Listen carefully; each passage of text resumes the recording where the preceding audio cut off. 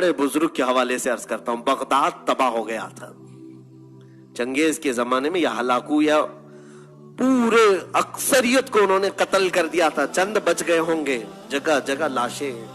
اس زمانے میں چنگیز کی یا ہلاکو کی بیٹی گزر رہی تھی راستے سے.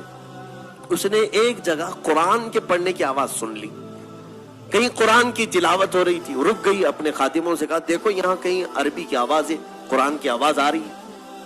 ڈھونڈا گیا تو دیکھا ایک عالم ربانی ہے جو چند لوگوں کو بیٹھ کر کے اس زمانے میں قرآن پڑھا رہے ہیں. جب پورا بغداد لٹ رہا ہے، قتل و غارت گری عام ہے، اور وہ قرآن پڑھا رہے. تو یہ خاتون جو تھی وہ ظالم بادشاہ کی بیٹی تھی، پورا اس کے باپ نے ہلاک کر دیا تھا. اس نے بلوایا اس عالم کو، کہا کہ اس زمانے میں بھی تم قرآن کی تلاوت کر رہے ہو؟ کہا میں ہر زمانے میں قرآن کی تلاوت کرتا ہوں، پہلے بھی کرتا تھا اب بھی کر رہا ہوں. اچھا میں نے تمہارے متعلق ایک بات سنی ہے مسلمانوں کی، تمہارا عقیدہ یہی ہے نا کہ اللہ جو چاہتا ہے وہی ہوتا ہے؟ اللہ جو چاہتا ہے وہی ہوتا ہے. تو انہوں نے کہا بالکل میرا ایمان ہے یہ، اس کے چاہے بغیر کچھ ہوتا بھی نہیں ہے. اور تمہارا عقیدہ یہی ہے کہ اللہ جسے چاہتا ہے اسے پاور دیتا ہے؟ انہوں نے کہا بالکل میرا عقیدہ یہی ہے. کہا تو پھر ہمارے اوپر یقین کیوں نہیں کر لیتے کہ اللہ جو چاہتا ہے وہی ہوتا ہے؟ تو ہم کو چاہا ہے اللہ، اس لیے آج ہم حکومت میں ہیں. یہ آج کے چنگیز بھی یہی کہہ رہے ہیں کہ بھگوان اگر نہ چاہتا تو ہم لوگ نہیں آتے تھے.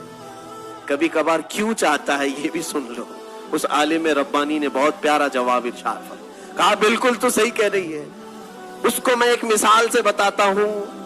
کہا بھیڑیں جو چلتی ہیں، بکریوں کا جو غول چلتا ہے، مالک ایک ہو، بھیڑیں جب راستے پر چلتی رہتی جھنڈ کا جھنڈ جاتا رہتا ہے، لیکن جانتے ہو بھیڑیں پالنے والا جو مالک ہے وہ کتے بھی پالتا ہے.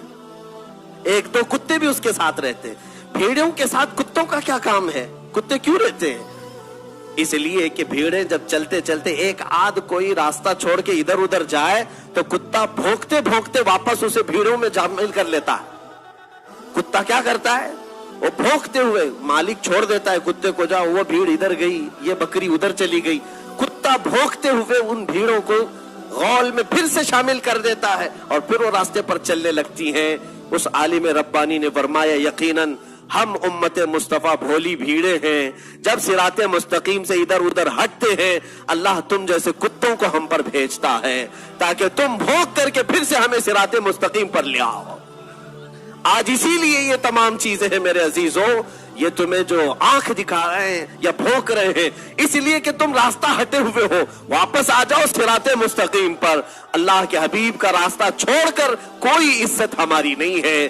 ان کے جو ہم غلام تھے، خلق کے پیشوا رہے، ان سے پھرے جہاں پھرا پھر آئی کمی وقار میں. اس مولا نے جب یہ وعدہ کیا ہے تمہارے لیے، جس کو اقبال نے یوں کہا کہ محمد سے وفا تو نے تو ہم تیرے ہیں، یہ جہاں چیز ہے کیا لوح و قلم تیرے.